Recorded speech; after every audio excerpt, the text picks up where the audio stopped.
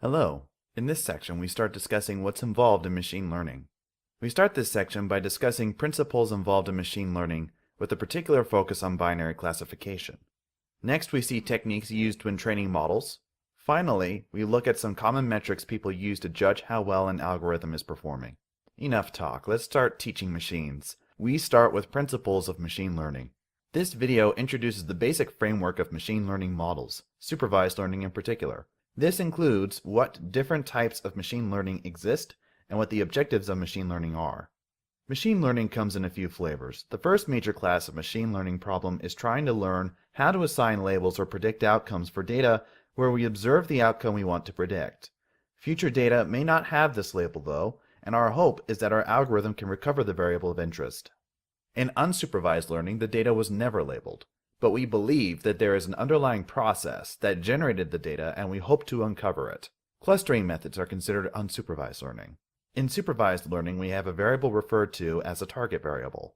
The target variable is a variable of interest that is available for training data, but when deployed, may be hidden. It can be binary, categorical, or quantitative.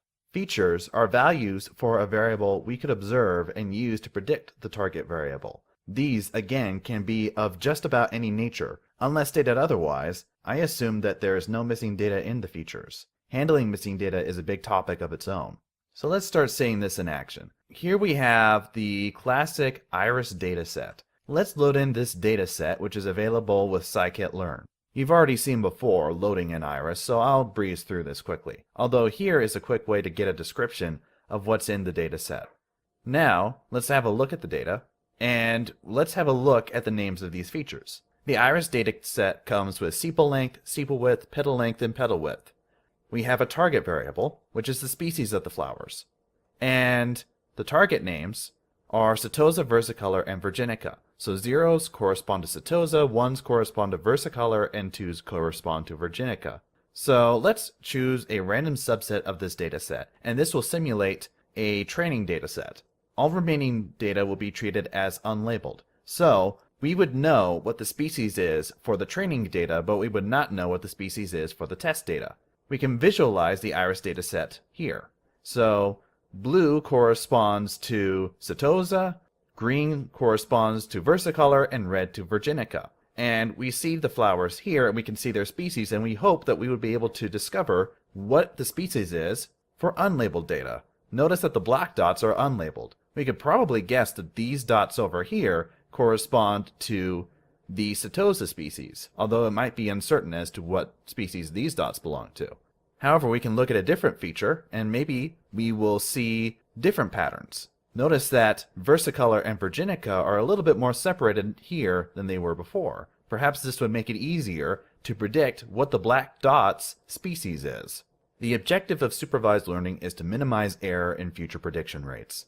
Our algorithm, trained on labeled data, should be able to predict future unlabeled data well. Remember that we may never see whether our algorithm is correctly predicting future data, so it's important to do all we can to ensure the algorithm does well on data for which we can observe the correct values of the target variable.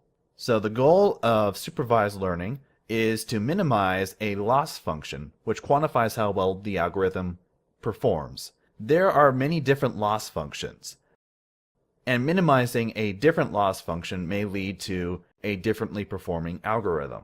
We also hope that whatever algorithm we train generalizes well to unseen data, and that error on future data is hopefully as small as it was when we trained it. Hopefully whatever error rate we saw when training is the error rate that we will see in the future.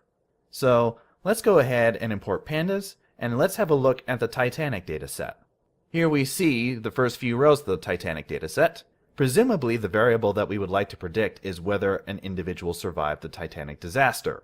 We have their passenger class, the name of the individual, their sex, their age, how many siblings or spouses they had aboard, and how many parents or children were aboard, and the fare that they paid. These would be the features that we would use to predict whether a person survived or not.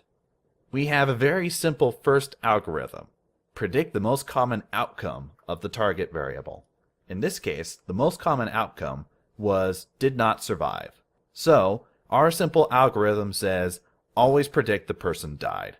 This is a dumb algorithm, yet it should be taken seriously because if a more sophisticated algorithm does not do better than the dumb algorithm, the sophisticated algorithm is not worth the effort that you put into it. Therefore, it's a good idea to compare your sophisticated algorithm to this dumb one. It gives you a baseline for how well an algorithm should be doing. We can say that the loss function here is the number of incorrect predictions. We're not going to say that this algorithm actually minimizes this, and we can see how well the algorithm does.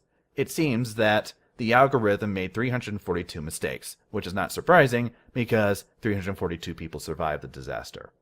Our objective then would be to try to find a better algorithm that would have a smaller error rate.